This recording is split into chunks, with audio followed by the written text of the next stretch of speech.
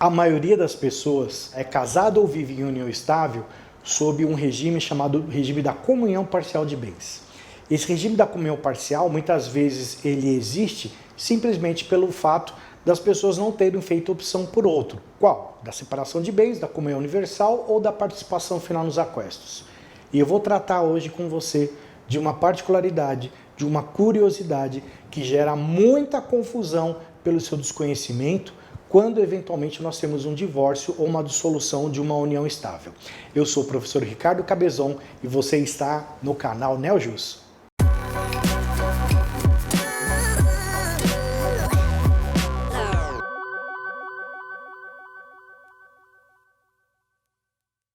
Muito bem, quando nós temos então uma situação em que o casal ou apenas um deles decide que não dá mais para continuar junto, a opção é o divórcio. E diante desse divórcio ou da dissolução da união estável, quando esse casal não estava casado, apenas vivia junto, nós muitas vezes vamos observar sob qual regime ele estava casado, ele estava unido. E ao consultar o regime, a grande maioria das pessoas estão sob o regime da comunhão parcial de bens. Muito bem, esse regime da comunhão parcial de bens, ele diz o seguinte: aquilo que eu tinha antes do casamento, antes da união estável, é meu, né? E ele não se comunica a outra pessoa num caso de um eventual divórcio, uma dissolução de união estável. E aquilo que eventualmente também eu tinha antes do casamento, se eu chegar a vender e com o dinheiro desse bem eu comprar outro, ou seja, é o que a lei chama de subrogação, continua sendo só meu. Só que o que as pessoas não sabem é que os frutos desses bens se comunicam. Então vamos imaginar que uma pessoa tem um apartamento, né, que custe ali 200 mil, 300 mil reais e se casou com alguém sob o regime da comunhão parcial de bens. Esse apartamento é só dele, não é dela. Mas a lei fala os frutos pertencem aos dois. Ele alugou esse apartamento. Os aluguéis, ou seja, metade do valor que ele recebe a título de aluguel é direito dela receber. Se ele eventualmente pega esse apartamento, vende, aplica o dinheiro, aquele valor que está depositado e que se reflete aos juros, aos rendimentos daquela aplicação, quando do divórcio terão que ser partilhados.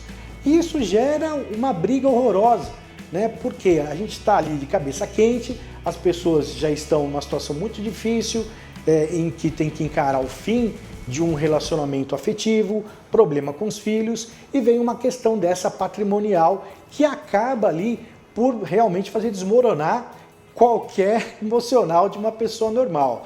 Além do que, se eu tiver uma benfeitoria realizada na constância de um casamento, de uma união estável, essa benfeitoria também passa a se comunicar. Então eu tinha um terreno que era só meu, mas eu construí uma casa quando da constância do casamento, quando da constância da união estável. Esta casa, ou seja, essa benfeitoria, o terreno não é do outro, mas a casa, sim, ela deverá ser partilhada. E isso é um grande problema. Agora, não se comunica, por exemplo, salário. Salário não se comunica. Qual o problema? Se o salário se transformar em bem, se comunica.